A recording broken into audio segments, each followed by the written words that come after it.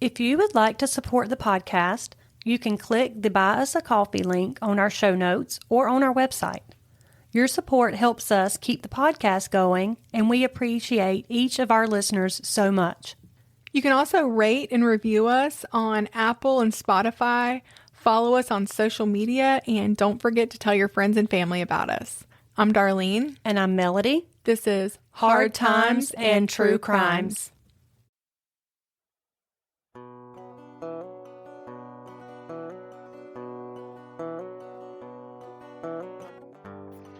Psalms 7:1. The Lord my God, in you do I take refuge. Save me from all my pursuers, and deliver me, lest like a lion they tear my soul apart, rendering it in pieces, with none to deliver.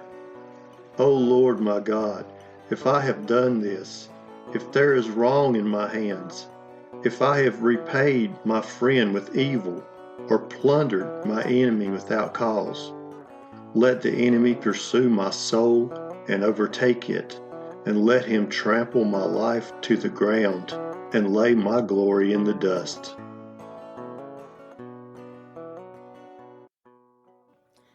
Good morning. Good morning. What you drinking today, Darlene?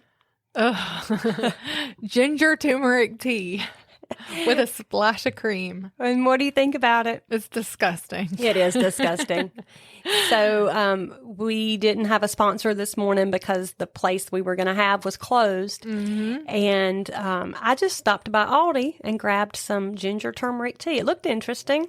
It's interesting. So we're both drinking a hot cup, and neither one of us care for it too much. But it's healthy. It's good for you. I'm not sure if it's worth it. I'll see if I get through this whole cup. So today's story is a local one. Okay. It actually took place about 30 minutes up the road in the town of Pleasant Garden, North Carolina. That's actually where my sister lives now. Okay. Which one? Kim. Okay. Pleasant Garden is a rural community. It's situated south of Greensboro in Guilford County. To its east is the neighboring community of Julian. Mm-hmm. Across the county line, that's in Randolph County. And then Climax is located just south of it, and it kind of straddles both Randolph and Guilford County. And I'm very familiar with this story. It happened about 3 miles from my daddy's house. Okay. And I clearly remember when it all went down. My dad's wife telling all about it. She and her daughters knew the family. So it's pretty familiar. Okay. It's not an older history story like we have been doing a lot of. It actually happened in the mid to late 90s. Okay. But hey, that's been almost vintage now. Yeah, it's been almost 30 years ago. Yeah. I was going to say it kind of makes me feel a little old. And it takes place, this is squarely in the Bible Belt, where everyone goes to church on Sundays and then goes to your mama and them's for lunch, right? Yep. And church culture back then, so it's changed a little bit over the last decade or so. Yes. But back then, in these tight-knit communities especially, it was interesting. If you grew up like I did, that involves gospel singings. Yeah. And I mean Southern gospel. Think Bill Gaither. Yes. Revivals, Sunday school, youth group, Wednesday night prayer meeting, and Awanas. Right. If you know, you know. Oh, yeah. Did y'all ever do tent revivals? Oh, yes. Yes, we did. Oh, and then summer camps. Yes. Vacation Bible School was such a big deal, too. It was. And even that's changed today. Some places only do like a one-day Bible school and thing. But, we did it all week. Yes. We had some cookies the other night, and I pulled them out, and I said, "Oh, these are Bible school cookies," because it was just those little sandwich cookies. Yep. And Tim looked at me. He's like, "Is that what you call these?" I'm like, "Yeah, that's what they we are." Had. Yeah. Again, if you know, you know, right? Yes. And the families that this murder impacted, were all very much a part of this culture, too. Okay. But growing up in the church doesn't make anybody a Christian. No. That obviously is a personal decision. You've probably heard people say they talk the talk, but they don't walk the walk kind of thing. Or the Bible even says wolves in sheep's clothing to describe. So, unfortunately, sometimes that can have dire consequences for the people who trust those people. Right. Can give Christians a real bad name. Yeah, it does at times. Mm-hmm. I follow some true crime pages online, and unfortunately, when someone who professes to be a Christ follower commits a heinous crime or something like that. It does see people coming out saying that religion ruins people. Unfortunately, it does like hurt. Such hypocrite. Yeah, it really is a shame. So let me tell you what happened. Okay. On October 9th, 1995, the Pleasant Garden Fire Department received a call from dispatch in reference to a house fire on Brandon Station Road, which at that time only had one house on it. Today, there's a cul-de-sac with about 6 or 7 houses located there. But at this time, that house was secluded on the road. This is a rural community where pretty much everybody knows everybody. The firemen going out knew as soon as they were going out, where they were going into whose house they were going. Okay. When they arrived, the house was filled with smoke, and smoke was billowing from the ranch-style house windows.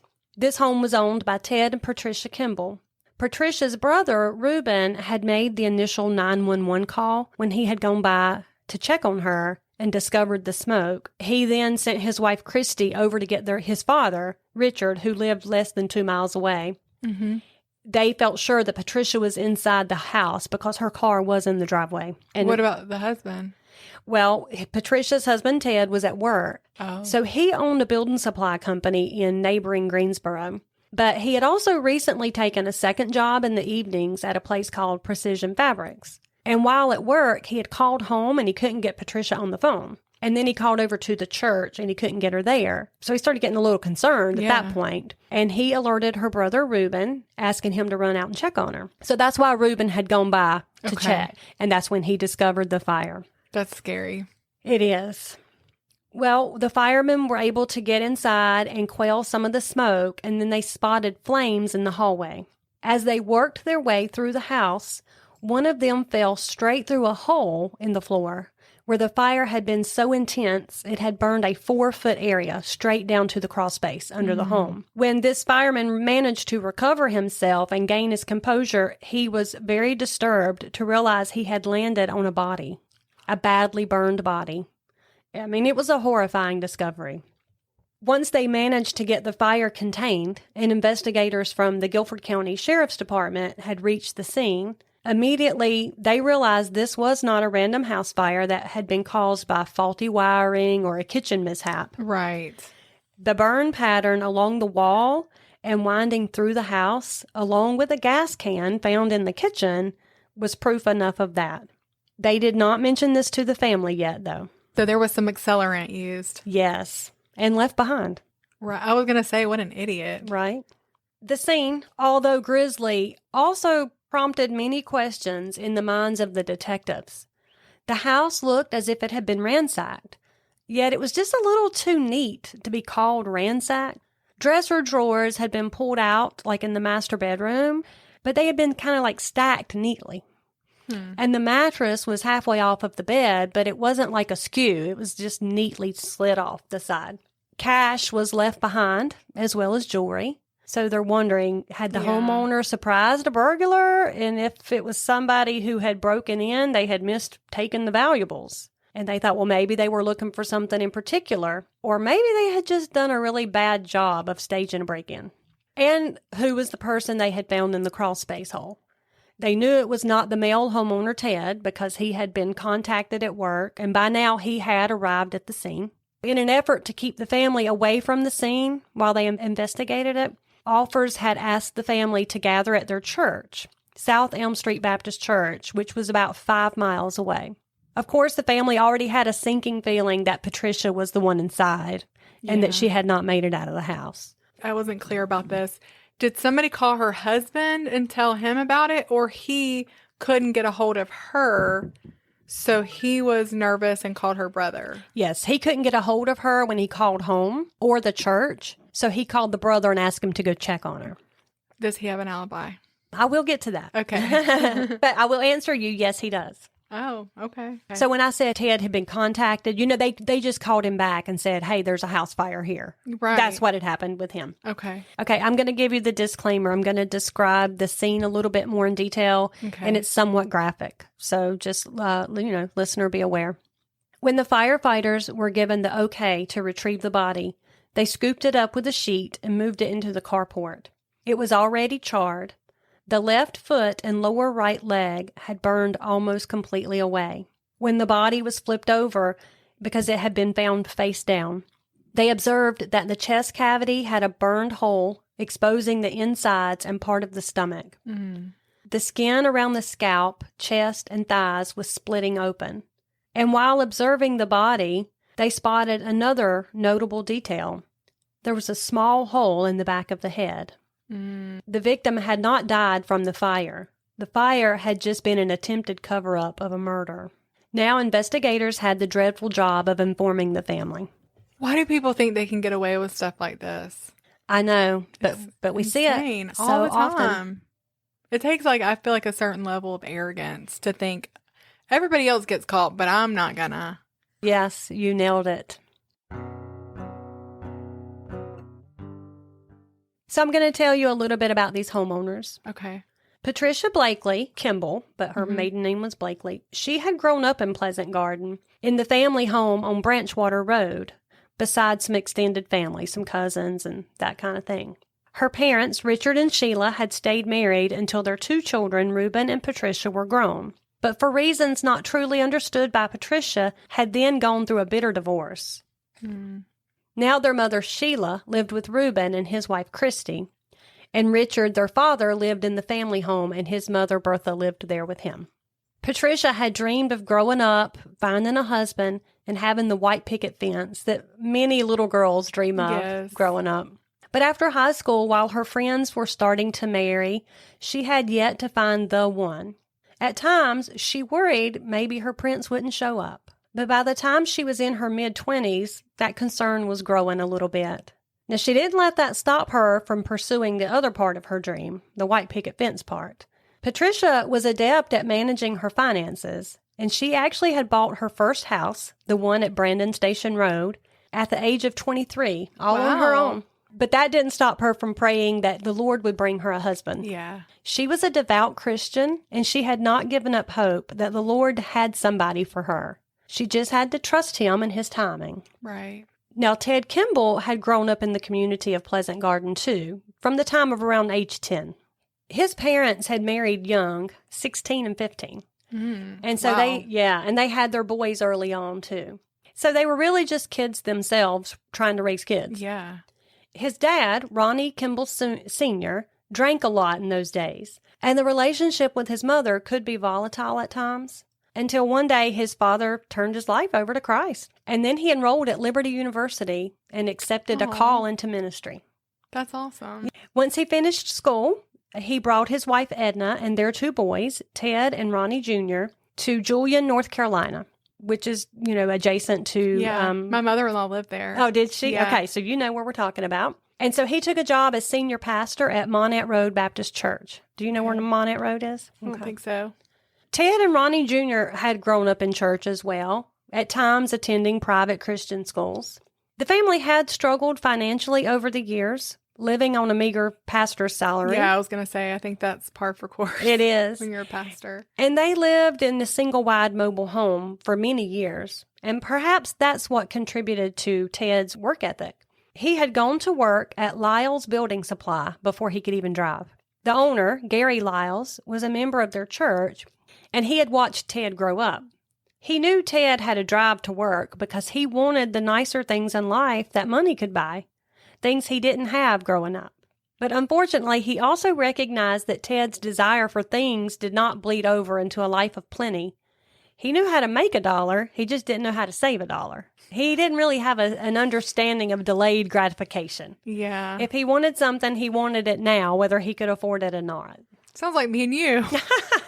You're the saver, I'm the spender. Ronnie Kimble Sr. and Edna also had the other son, who was 2 years younger than Ted. And Ronnie Jr. was like the shy one. Okay. While Ted was like the self-confident go-getter, Ronnie was content to just stay in the shadows and kind of follow Ted, kind of like a younger brother does at times. The members of their church observed the family dynamics over the years, and it was not unnoticed that Ted seemed to be favored, especially by his mother, Edna.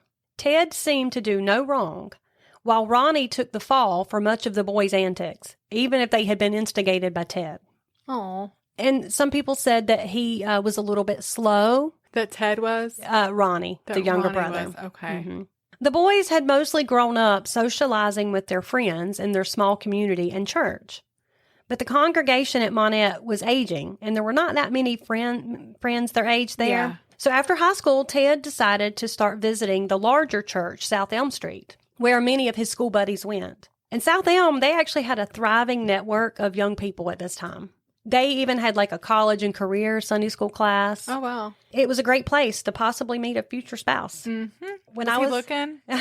yes, he was looking. Now, I will tell you, when I was researching this story and I got to that part, I remembered I had a friend who went there during those years. Really? So I messaged her and asked her, hey, do you know about this story? And she did. And she had some pretty interesting things to share with me. So did she know the people She did. involved?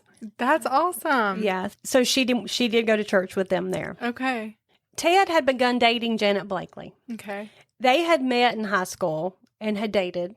Now out of school, Ted and Janet were attending South Elm together as a couple before long. Once Janet's cousin, Patricia, met Ted, though, she was smitten with him. Oh. And it was obvious to everyone around them, even Janet herself. But Ted, he wasn't interested. He liked Patricia as a friend, but that was all. It was Janet that he wanted. At some point, though, he did end up moving in with Patricia, not as a couple, just as roommates. Oh. I mean, he was still seeing Janet. Gotcha. He was just roommates with Patricia. Okay. Ted had been preparing to buy and take over Lyle's building supply where he worked when the owner, Gary, retired. And Gary had kind of been grooming him for that all those years and kind of mentoring him. The only problem was that Gary did know Ted's penchant for spending, and he knew he wasn't quite ready to be a business owner. So he put a stipulation on the deal. He would only sell it to Ted once Ted had settled down with a wife. Oh. Gary hoped that would, curb some of his spending impulses and help him to get a better start in business. Right. So while Ted and Janet were dating, he had been mentioning marriage more and more. He was a little more motivated. Gotcha. But Janet had insisted she was not going to get married until she finished school. She wanted to finish.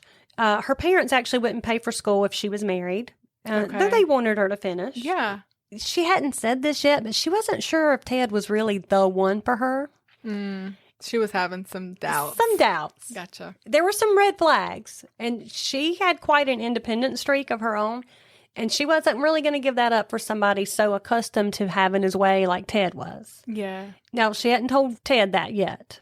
So just before Thanksgiving in 1993, Ted proposed to Janet. Oh, gosh. Even though they had discussed it before, this time he presented her with a ring, and he seemed insistent on not wanting to wait too much longer. Janet was more hesitant, but Ted just continued to push. He even suggested that they just secretly get married and not tell her parents. What has heard? When Janet questioned, why the rush, Ted told her that Gary Lyles was ready to sell the business, but he still would not sell it to Ted if he was not married. So was this really what the hurry was about? That's not really the motivation a girl wants when she gets a proposal. Yeah. Right. Yeah. It's not really about you. Exactly. She was still very uncomfortable, and so not only did she turn him down, but she actually broke things off with him. She did tell him when she came home in a couple of weeks from college for Thanksgiving, they would talk about it a little more. He kind of had a little bit of a temper, and he was upset, and so she wanted him to have time to cool down before she really, I guess, finally ended it. So just as planned, Janet did return home for the holidays a couple of weeks later. She was at South Elm that Sunday for preaching. So when she got there for preaching at 11, she saw the people coming in who had been at Sunday school earlier. They were all coming in together. She saw Ted come in, and he sat down with Patricia just a few rows ahead of her. She didn't even think they had seen her, but she would, speak to him later. Yeah. At the opening of the service, they start with announcements. And that Sunday, an announcement was made that there was a newly engaged couple in the church, Ted and Patricia. They were engaged. Janet was shocked to hear that announcement. Yeah. He had just proposed to her 2 weeks before. Yeah. It's like, okay, he's definitely just using her. Yeah. What's more is that when she finally saw the ring on Patricia's hand, it was the very same one he had offered to her. Oh, my goodness. What gall What to a do. jerk. Yeah. Janet could not get out of that church fast enough. She was out of there. She just, she was shocked at the quick way he had moved on after the breakup, but she was also really concerned for her cousin because she knew that there was an ulterior motive there. That would make things awkward, maybe, too, between her and her cousin. It was awkward for a while. She did admit that things were, they weren't mad at each other, but things were a little bit awkward and tense. Yeah. Now, on Patricia's part, she was ecstatic. While she and Ted had been in the roommate stage and he was seeing her cousin, they had become friends and they had talked a lot. To her, it didn't seem odd that he had moved on from Janet so quickly because they had started with a friendship already. They hadn't just met. Right. But he had been encouraging her to exercise and work on herself. She had taken those words to heart. She signed up for aerobics classes, makeup classes, and she had recently gone through quite a transformation. She had lost a lot of weight, changed her hair. She got new clothes, started wearing makeup. Now, my friend, she described her. She said, yes, she was always a very sweet girl, kind, friendly. Everybody liked her. She was a little quiet. She did say that the people at the church had noticed that Patricia had started wearing makeup and desperately trying to lose weight. Ted, she described him as having an athletic build and he dressed nice. He was a charmer too. Yeah. And Janet, on the other hand, she was like stick thin, tall, blonde, athletic build. And so now Patricia had blossomed from being like kind of a plain Jane into a very attractive young lady. And the changes did not go unnoticed by Ted. I mean, after all, he was the one who had kind of been pushing for him. Her changes had been instigated by her desire to attract Ted. Right. After being in the shadow of Janet's athletic, fit frame and good looks, Patricia had found her own way into Ted's line of sight. And within 6 months of the engagement, the day arrived. Patricia and Ted Kimble were married at his father's church on Monette Road in May 1994. Patricia had found her Prince Charming, and she was sure the wait had been so worth it. She couldn't be happier. Oh, bless her.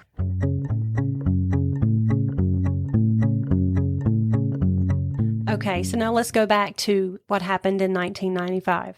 After leaving the burned house, Detective Jim Church headed to meet Patricia's family, where they were gathered at South Elm Street Baptist Church. He couldn't yet confirm that the body found inside the house was Patricia until the autopsy was performed. But deep down, they all knew. He had to confirm there was a person who did not survive the fire, but he also had to let them know about the gunshot wound that had been found behind her ear. He had to ask them if they knew anyone who would want to harm Patricia. At least he wouldn't have to do this alone. He was accompanied by Detective Sergeant David DeBerry of the Guilford County Major Crimes Unit. When they arrived at the church parking lot, the lot was full with distraught family and friends of Patricia's and Ted's. That's so sad. The authorities met with Ted in the sanctuary of the church. They questioned him at that point on whether he owned guns, to which he informed them that he had 3. Later, he would change the details about how many guns he owned and where he kept them. Of course he would. The officers did confirm that at least 1 gun was kept in the house, a .45 caliber Glock, locked and loaded. It was at this meeting that officers also questioned Ted about the existence of any current life insurance policies. Ted told them they had 2 policies. He then seemed to remember that no, they only had 1. They had canceled one recently. Patricia only had the one that was carried on her at her place of employment. He couldn't remember, though, if it was valued at $50,000 or $100,000. In the following days, the family had to go through the gut-wrenching process of planning a funeral. Ted, along with his family, and Patricia's family, met at the funeral home. It was there that Ted announced he was planning to have Patricia cremated, claiming that's what Patricia had wanted. Poot. Right. Yeah, right. Well, her family didn't believe it any more than you did. They had a hard time because she had never told them that before. Yeah. But Ted callously remarked, well, really, what's the point? She was practically already cremated in the fire. Oh, my gosh. Right? What a jerk. What a jerk. Was her family suspecting him immediately? There were some people who did suspect him. Okay. When officers returned to the fire-damaged house, they found a .45 caliber Glock, and it just happened to have 1 round missing from the magazine. They found it curious that the other 2 guns that Ted had mentioned were not found in the house, And then later, when they questioned him about that, he insisted, no, I only told you I had 2. I just wanted a 3rd one. And I'm just wanting to buy it. And I never told you I kept them both in the house. I keep one at my store. The sheriff's department refused to tell the media any details about the case until the autopsy had come back. But that didn't stop neighbors from talking. And before long, the word had spread that Patricia had been shot before the fire. When the news teams bombarded the sheriff's office to confirm the rumors, the officers remained tight-lipped. The longer they could contain the details, the better chance they had of recovering clues before the murderer clammed up and started covering his or her tracks. And that wasn't all the neighbors were talking about. While it was hard to believe that anybody would have a reason to kill the gentle, good-natured woman, Sunday school teacher even, word started getting around that some suspected Ted may have had something to do with it. This was just small-town gossip at this point, and that's how I heard it. My daddy's wife, I remember her saying, yeah, did you hear about that couple up the road? And we knew them, and so went to church with them, and we know that he did it. Oh, wow. They were all, like, people were saying that, yeah. Okay, so before it was official, yes, it was pretty well known. Yes. Okay. And that's even if it becomes official. Right, right. Well, it wasn't long before officers received an interesting phone call. An unidentified woman called to inform them that she was a very close friend of Patricia's. She said that in the days leading up to the murder, Patricia had been dismayed at how the marriage was going. She had only been married about 1.5 years, and she already felt that Ted seemed tired of her and no longer wanted to spend any time with her. She even suspected that he had taken that second job just to avoid spending time with her. Oh, that's so sad. It is, after she had looked so forward to getting married. And she was becoming worried that he may want her out of his way. The mystery caller claimed that Patricia had warned her that if anything happened to her, Ted was the one responsible. Oh. Mm-hmm. While officers had already been suspicious of Ted to some extent because, like, his answers really didn't quite ring true. Yeah. That claim definitely focused them in his direction. And that wasn't all. She also informed them that Patricia's worries were stemmed from discovering that Ted had taken a life insurance policy out on her without her consent. And when they were asking, what do you mean? How'd he do that? She said, well, he had forged Patricia's name to it.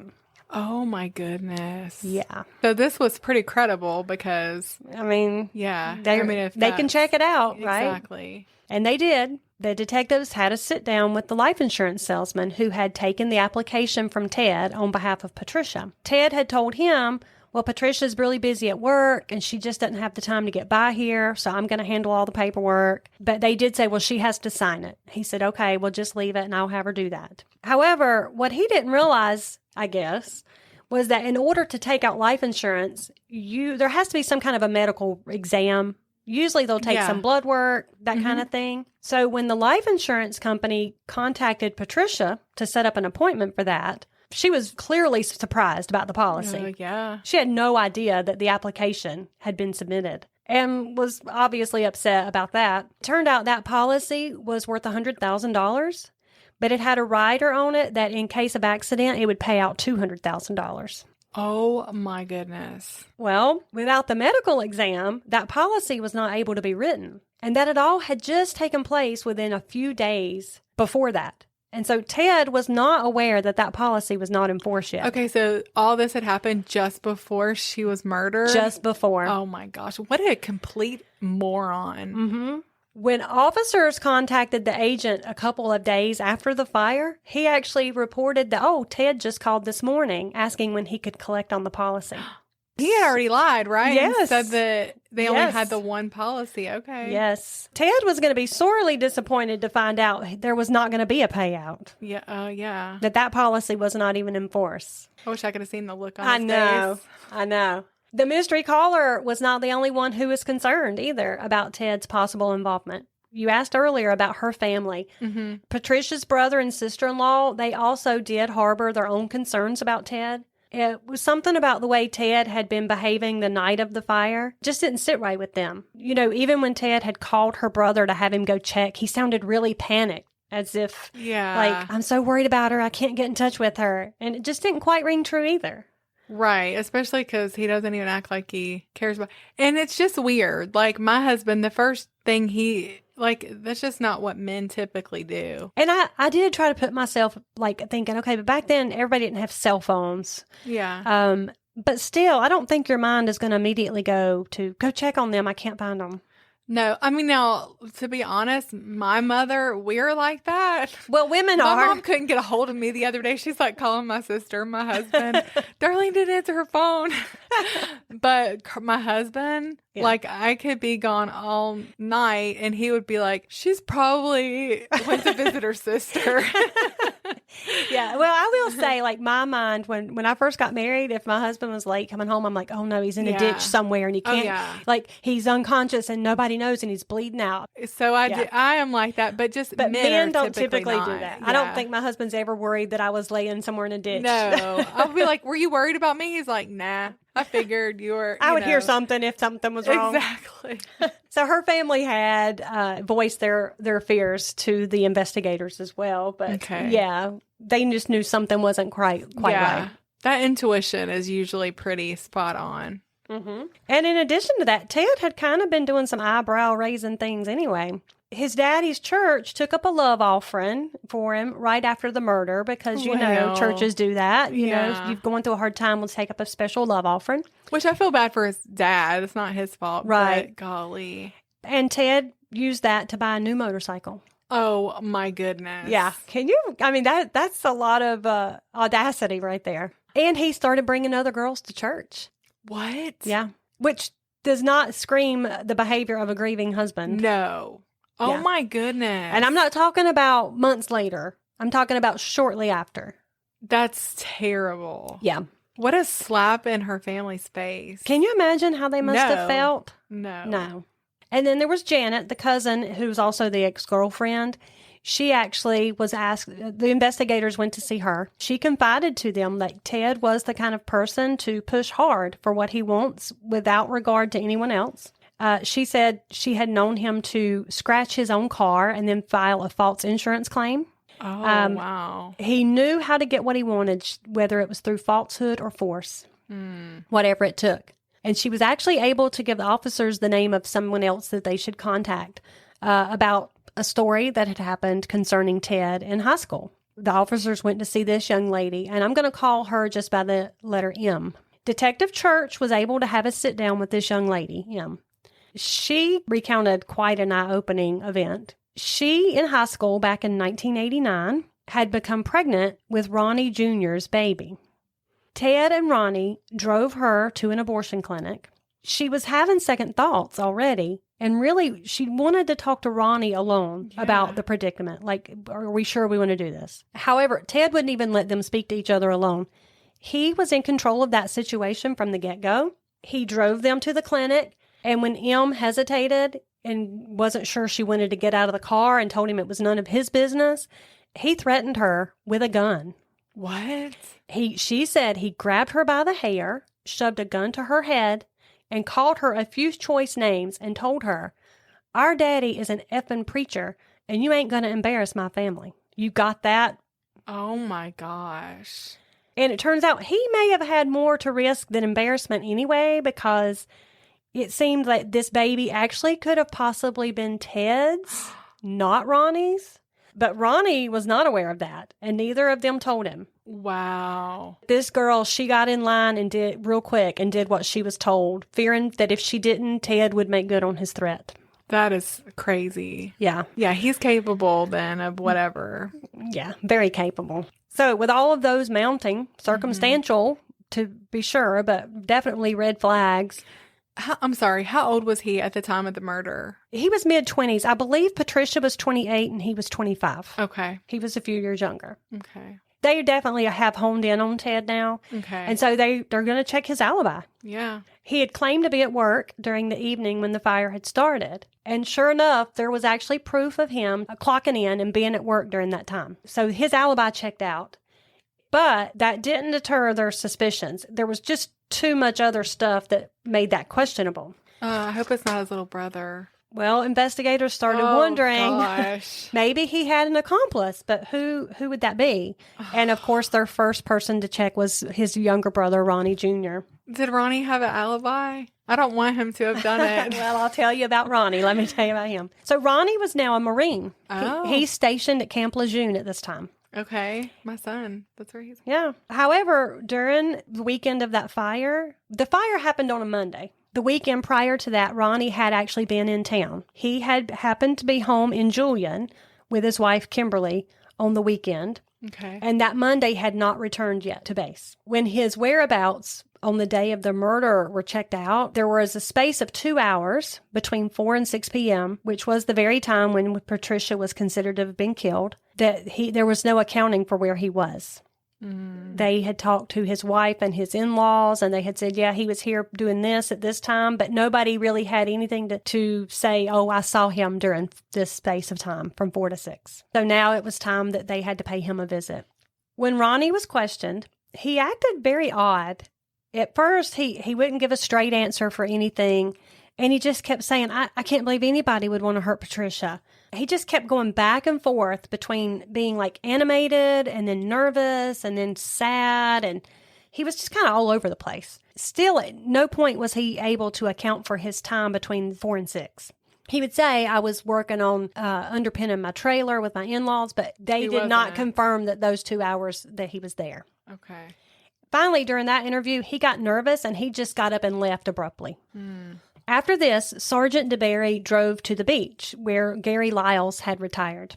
Gary was the one who had sold Ted that business, and he was surprised to hear that Ted had not gone to speak with the detectives yet. They had been trying to get him to come in, and he wouldn't. Yeah. Gary had told him, you need to get your butt up there and talk to them. And Ted had assured him, yeah, I will, but he hadn't. During the conversation with Gary, his wife, Rose, suddenly became very upset, and she hesitantly shared something very important with the investigators. It was actually a bombshell. The Friday before the Monday that Patricia was killed, Patricia had called their house, very upset. She was terrified, actually. She had found out about that deceit regarding the life insurance policy. Right. And was rightfully worried what that might mean for her. She confided, Rose, I'm telling you this in case anything ever happens to me, it's Ted. And they had chalked it up to overreacting. Oh, no. I can't believe they wouldn't have said something already. And maybe the husband, just couldn't believe it. Like, he had known him since he was a kid. He was like a father figure to him. Yeah, and was just like, no, And that's basically what he said. He told them during that interview, he said, I don't want to think what I'm thinking right now. And they were like, do you think he could have done this? He's like, I don't want to. I don't want to believe it, but it's looking like it. But he should have came forward with that. But her story matched perfectly with that mystery caller. 2 people had that same account. Now, here's some more. This is how much gall this guy has. In November that year, so it's 5-6 weeks after the murder, Ted decided to do an interview on the local news. In that interview, he claimed that the authorities were targeting him, and he offered $20,000 from her life insurance money, which he didn't get. So glad. To anybody who could help find out who really killed his wife. He claimed he had been cooperating with officers, but he actually hadn't even gone in to talk with them after they had requested him several times. He struck out at officers saying they were focused on him and not finding the real killer. He said something like, it's supposed to be innocent until proven guilty in this country, not guilty until proven innocent. My gosh, he's so arrogant. So arrogant. He just left a gas can. I guess he used the gun that... Well... Did that ever... Okay. I'm curious about that. Yeah, keep listening. Okay.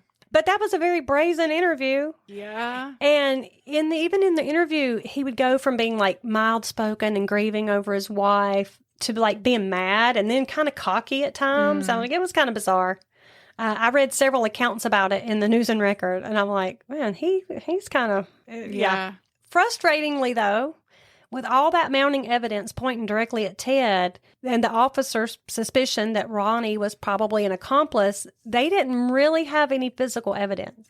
There weren't any fingerprints to be had because of the fire. Right. No DNA, no witnesses, nothing concrete. And they were worried that if they got him on the life insurance false thing, that would mess up the homicide case and he would get away with murder if he truly did this. So they were really hesitant to pursue that angle. And that was really the only thing they had. Okay. But they didn't want to use that yet. That makes sense. Yeah. And so time is like ticking by, no arrest. Her family, they're beginning to question, are they going to close the case? Like, they're just concerned. They don't want anybody to get away with it. At this point, the sheriff's department decides to bring in special agent of the SBI, Harold Pendergrass. He's going to assist with the case. At this point, when he comes on the case, they go back to Camp Lejeune to question Ronnie again. And this time, Ronnie seems almost ready to open up.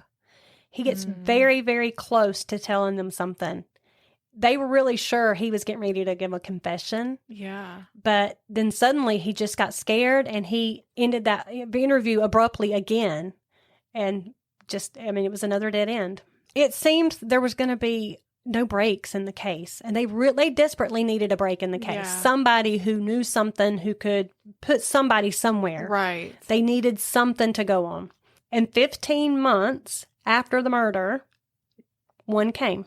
Ronnie Jr. and his wife Kim, they took a trip to Lynchburg, Virginia to visit some friends. Ronnie had met this guy, Mitch Whidden, while he was stationed at Camp Lejeune, and the two had stayed in touch. So now Mitch is enrolled at Liberty University too. While Ronnie and Kim visited, they took a tour of the university as well. Since Ronnie was getting ready to get out of the military, he claimed that he felt the same call of God into ministry that his dad had. Not everybody's called by God. No. My old preacher used to say that some were mama called and daddy sent. That's right. Have you heard that? Yes. And so perhaps perhaps that was the case. We're not sure yet with Ronnie, but Mitch and his wife Dee, they had met with the Kimbles and given them that tour of the campus. They were trying to help them get started. And it was to Ronnie's great excitement that they actually got to meet the university chancellor, Dr. Jerry Falwell. While he was there. Okay. And like in Southern Baptist circles in the 90s, that was like meeting a celebrity. Yeah, that was a pretty big deal then. Yes. Okay, so also during the visit, Mitch and his wife Dee invited the Kimbles to stay their last night with them instead of a hotel. When they got back to the Whidden's place, Kim called home to let her parents know where they were. Again, they didn't really have a cell phone. I mean, we did have some cell phones then, but it was very new. Oh, yeah. Like, I think I got my first one in 92. Okay. You got yours way before I got mine. It wasn't a cell phone. It was a car phone. It was one of those bags. Was it a big one? Yeah, it was a big bag and you put in your car. Yeah, it was that. It was then that Kim's mother informed them that Detective Church had called them again and he really wanted to talk to them. When Ronnie heard this, he went off the deep end, throwing himself on the floor like a child and having a tantrum. He was laying on the floor and whining. Why? Why won't he leave us alone? He's never going to leave us alone. Very bizarre. Yeah, because your sister-in-law was murdered. Exactly. And laying on the floor like a child, it was just it was very odd and uncomfortably awkward for his wife and the hosting couple. I mean, in front of all of them. I was thinking in front of his parents. No, in front of their friends that they were staying with. Oh, that is weird. Can you imagine? No. So yeah, it was pretty awkward. Oh, yeah. So later that night, Mitch and Ronnie, they're alone somewhere else in the house. They are studying and discussing the Bible. And Ronnie, he begins to second guess his ministry calling. I was like, I'm glad to hear that. Yeah. And Mitch was really surprised. But Ronnie is going on and on about how I've got some things in my past. Mitch, he's assuring him, well, we all have stuff in our past, but as long as you've asked forgiveness But Ronnie, he couldn't let it go. It was just eating him up inside. Yeah. It seemed that he needed to get something off of his chest. He asked Mitch, can you read me something from the Bible? Just something. And so Mitch opens his Bible and reads him the first thing he comes to. And it's this from Psalm 7. O Lord my God, if I have done this, if there is iniquity in my hands, if I have rewarded evil unto him that was at peace with me, yes, I have delivered him that without cause is my enemy. Let the enemy persecute my soul and take it. Let him tread down my life upon the earth and lay my honor in the dust, O Lord. Oh, whoa. Now, I'm Oh. sorry, but that would be like, that's definitely a message to me. Like, yes. and it was. He was visibly agitated, and at that point, he just blurted out, "I did it. I killed Patricia." Oh my gosh. And he went on and explained to Mitch how he had done it. So he told him exactly what he had done, and he confessed that Ted had paid him to do it. Golly, what a terrible big brother. I mean, not that he's a grown man, but Yeah. golly, but I doubt that ever would have happened had it not been for Right, his because brother. again, Ted kind of overpowered, like he followed in Ted's footsteps and did what he was told. And Ted seems very manipulative Very. and very dominant, probably. Absolutely. Yep. Now, Mitch, he's shocked. Can't really believe it. And now he's thinking, these people are staying in my house, Yeah. and I have a wife and a baby. So he's kind of like freaking out on the inside, like, what do I do? What do I do? And he's telling Ronnie, you got to turn yourself in. And Yes. Ronnie's like, he's not going to hear that. He's like, he refused. And 1 second, he's like really despondent and considering suicide. And the next minute, he's like nervous, but kind of making justifications for what he did. Okay, does his wife know? Did his wife know? I do not believe she knew. Okay. And remind me to come back to that later. At Okay, the yeah. end. But I don't believe she knew about any of that. He actually tried to justify it by saying it was her time to go, so it was going to happen anyway, right? What? I know. I mean, like it was off the chain there. That's weird. He was clearly unstable, and Mitch didn't know what else to do, so he's like, he knelt to pray with him, but the whole time on the inside, he's thinking, I got to get these people out of my house. Yeah. They did end up staying the night, and believe me, the next morning could not come quick enough for Mitch. I bet he slept with one eye open. Yeah, he did. He was afraid to leave his wife and baby while he slept, so he stayed close by them, protecting them just in Yes. case. So the next morning when he heard them leaving early, he was relieved, to say the least. And Did he break his neck getting to a phone? yeah. Well, let me tell you what he did. This was like he broke his neck to do something. Let me tell you what it was. Okay. He's like realizing I've got to tell this, but I'm like, I don't know what to do. I don't know what to do. Yes. He went to the one person who he thought could tell him what to do, and that was Dr. Jerry Falwell.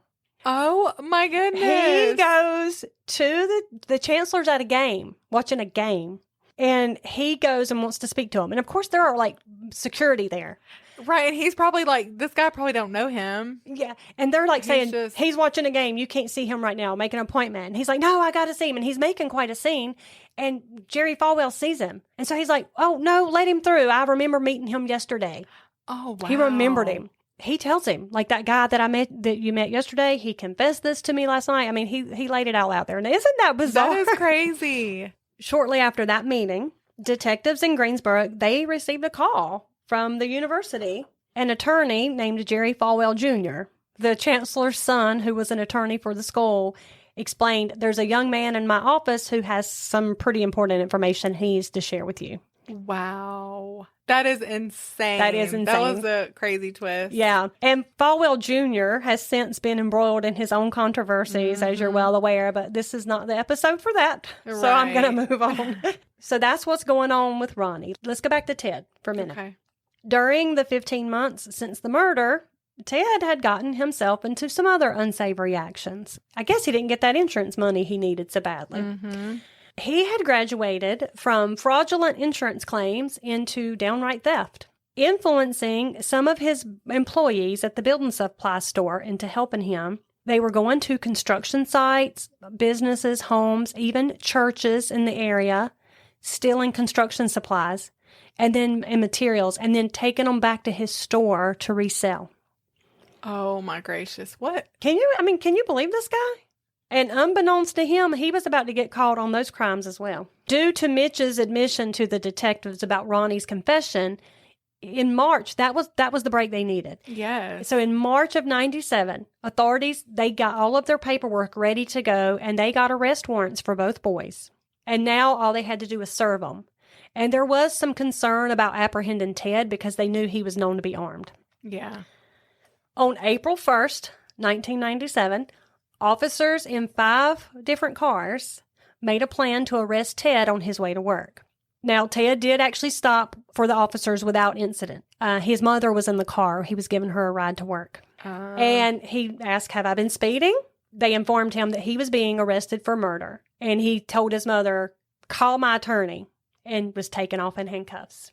And I have to tell you, when I was reading that account in the paper and in this book that I used for this, that was like watching a movie for me, because he was apprehended on his way to work, which went right by my daddy's house. Really? Yeah, right on the road. He was arrested right there on the road where my dad lived. They're naming these intersections and landmarks. I'm like, oh, yeah, I remember that. Yeah. So that was kind of crazy for me. I'm like, oh, my, that's crazy. And while Ted was being apprehended in Greensboro, Ronnie was being arrested on base at Camp Lejeune and transported back to Greensboro. 9 days later, both men were indicted and charged with the following. Ronnie, he was charged with first-degree arson, conspiracy to commit murder, and first-degree murder. Ted was charged with conspiracy to commit arson, conspiracy to commit murder, first-degree murder, breaking and entering, felony larceny, and possession of a weapon of mass destruction, which was really a silencer for a gun that he had. Both were denied bond, and both cases were marked capital cases, which meant they could be tried for the death penalty. But the trials would be at least a year later in the future. It was going to take a while. Yeah. Oh my gosh, Rufus, you just want to be on podcast. At one point, the state's case against Ronnie was even compromised when he began having relations with one of the female jailers. Whoa, Keep in mind, he's married at the time. Wow. Yeah, the preacher's kids, right? Mm-hmm. The PK. Sorry, all you preacher's kids. I'm just kidding. Yeah. I'm just kidding. All of my friends that are preacher's kids, they're the ones that even told me that. Letters were found in his cell between the two, and authorities were concerned that she might have shared confidential information. They didn't end up finding any evidence that she had. It turned out she didn't actually have any information about that case because they had been very careful to keep things on the down low. Okay. She was terminated, though, and charged with sex with a custodial. Yeah. Which I'm glad they did that. And Ronnie's wife, Kimberly, she actually stood by him through the trial. I think she really believed in his innocence. Oh. I think she did. But after that happened and she found out about it, she filed for divorce. Yeah. Well, good for her. Yeah, I don't blame her. So, 1998 comes, and Ronnie's trial begins first. On one side of the courtroom were the supporters of Patricia, her friends, her family, her fellow church members at South Elm Street. And on the other side were the supporters of the Kimbles, mostly the members of Monette Road Baptist Church. I mean, this courtroom was really a picture of a divided community. Yeah. And the prosecutors began to lay out the case. They told how Ronnie had borrowed Ted's truck earlier that morning. At approximately 1:30 in the afternoon, he had put gas in it, as evidenced by a receipt that he had left in the truck. And then he had gone to Lyle's building supply store and met with Ted and spoke with him, and witnesses in the store had seen him then. And he had left around 3:15 by his own admission. Okay.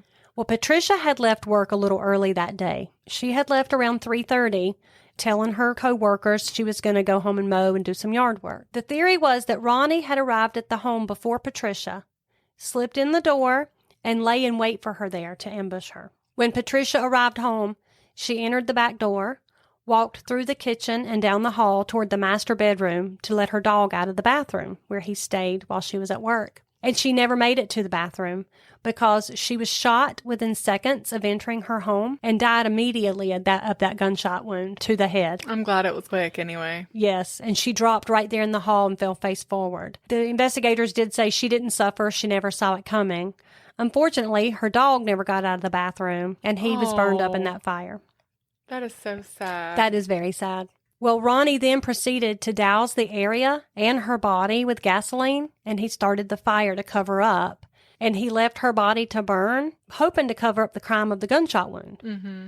They said the fire burned so hot where her body was, that's why it burned that 4-foot place in the floor and why her body went through. Mm. He then left and went home, where he proceeded to install underpinning on his trailer with his father-in-law. Golly. It does take a certain type of person to be able to do that. It really does. While that was going on, Ted, he had left his building supply store around 5:30 and met his mother at Biscuitville and then gone to work at Precision Fabrics, punching in around 6:10 p.m. It's almost like he built that alibi. He had his mother there. And it was around 8:30 p.m. when he made the call to Reuben, claiming to be worried about Patricia because he couldn't reach her. And that's when he asked Reuben to go check, and then Reuben arrived about 10 minutes later and discovered the house on fire. Wow. One of the key witnesses at that trial was Mitch Whidden, whom Ronnie had confessed to. But all in the courtroom were stunned when Dr. Jerry Falwell himself took the stand as a witness. Really? He did. I kind of feel like after his testimony, many of the congregation of Monette Road probably lost a little faith in the Kimble side because, again, he's practically a celebrity, like you said. Yes, I'm sure his testimony held some weight. Yeah. If anybody's going to sway him, yes, it would be him. After 6 weeks of testimony and just over 5 hours of jury deliberation, Ronnie Kimble Jr. was found guilty on all charges against him, including first-degree murder. He was sentenced to life in prison without the possibility of parole. Later, outside the courthouse, Ronnie's mother, Edna, began screaming at Patricia's family, "Murderers! You're a bunch of murderers. You did this." Huh? Yeah. Can you? I can't even wrap my mind around that. What? Wow. You know what? Honestly, I blame her for a lot of her sons. You know how I feel about mothers who coddle their sons. Yes. And yeah, I think she probably turned Ted. I mean, he's taken her to work. You know what I mean? Mm-hmm. He sounds like a serious mama's boy. Mm-hmm. And she has probably puffed him up to where he just feels like he's, entitled. Yeah. And the reason you feel that way is because we see so many cases like that where when you start researching the past and they're growing up, we see that happen so much. And we've covered episodes like that. Yeah. And those guys typically there's no humility. That's right. But still, to me, the gall of her to say that to that other family, and not only unbelievable, and it's cruel. Yes. Like, they are the ones who have killed this young woman. And this is the family that's grieving the murder of their child, and you're calling them murderers? And this is a pastor's wife. And while I know that people are people, we should be able to hold them to a higher standard. They should be held to a higher standard. I think so. And so I think that's pathetic. Yeah. Okay, so let's circle back to Ted. Okay. While he was awaiting for his trial, he was not sitting idly by. In fact, he was rather busy. Sergeant DeBerry, Detective Church, and SBI agent Pendergrass had gotten word that an inmate at the prison where Ted was being held in Salisbury, North Carolina, this inmate wanted to talk to them. He had some information. Imagine their surprise when he began to tell them of an escape plan that Ted was plotting. And it was not just some pie-in-the-sky, wishful thinking plan. It was a very well thought out plan. He had detailed floor plans of the prison that he was currently in, floor plans of the Guilford County Courthouse, and the jail. And he had offered that inmate $100,000 to knock off some people that he had on a hit list. Oh, my goodness. And, sometimes to get a lighter sentence or whatever, some people will say, they'll turn over. Yeah, but sometimes they're just making stuff up. Yeah. Well, he wasn't, because when they obtained a search warrant for Ted's cell, they found everything the inmate had told them they would find. Wow. So it was corroborated. It was. That hit list was like a movie plot. Get this. I want to hear this. Ted had listed every name that he wanted to be knocked off. And beside every name, he had listed the way in which he wanted them to be killed. What? That included the Lyles couple, the ones who he had grown up with that was like a father to him because they were going to testify in the trial. Are you serious? I'm serious. Mitch Whidden and his wife, his employees who had told about the burglaries. Anybody who basically was going to testify at his trial against him was on that list. And then the ways he wanted them to die: electrocution, strangulation, a robbery gone bad. My goodness. This guy's evil. He is pure, straight up evil. If there was any question of his mental state before, now they knew he was also straight up crazy. Right. And so 8 charges of solicitation to commit murder were added to his account. Good. Yes. I wonder what Mommy thinks about that. I'm sure she thinks he's innocent, and they're pinning it on him. They're framing him for something. The authorities called a press conference to warn the public about that scheme, especially the ones who might be targeted by Ted. Yeah. And due to new information, there was going to be a hearing for a change of venue. His lawyer said, you didn't need to hold a press conference for that. You're trying to sway any potential jurors. No, they're trying to protect people. Right. Okay, so now it's they have this hearing to have a change of venue. Mm-hmm. And at this hearing, Ted once again surprised everyone by changing his plea to admitting guilt in Patricia's murder. Now, he still didn't show any remorse, and his own attorneys didn't see that coming, and they were trying to talk him out of it. But by admitting guilt, he was no longer at risk of the death penalty. Mm. And so now his worst thing that he's going to face is going to be life in prison. Also during that hearing, Patricia's family asked if they could have her ashes returned to them, and Ted agreed to do so. 2 months later, just days before he was going to get sentenced, he surprised everybody yet again by requesting to reverse his plea. Like, his attorneys were probably so done with him. And then the judge promptly denied that request. Good. And sent him to be sentenced anyway. Good. I was thinking, what the world could he be trying to do by that stunt? Does he think, well, maybe I can convince a jury? I'm so good at charming people. If I just talk to this jury, I can convince them. That's what I'm thinking. Yeah. He's good at manipulating, and he probably feels like, I'll just turn on the charm. Yeah. It takes a while for people like that, to get found out. But when they do, it's usually such a doozy that you're like, oh my gosh. Like, this person is an animal. Right. Like, you can't help but see the truth right in front of you at that point. Yeah. But they still think, they see themselves somehow still as the victims. Yeah. So finally, it does go to the sentencing hearing. And now this time, Ted doesn't have the support he had before. All those good people at Monette Road could no longer deny something's gone terribly wrong with these two boys. The support's dropping pretty quickly. Right. In fact, after the trial, the pastor did actually have to resign from his position.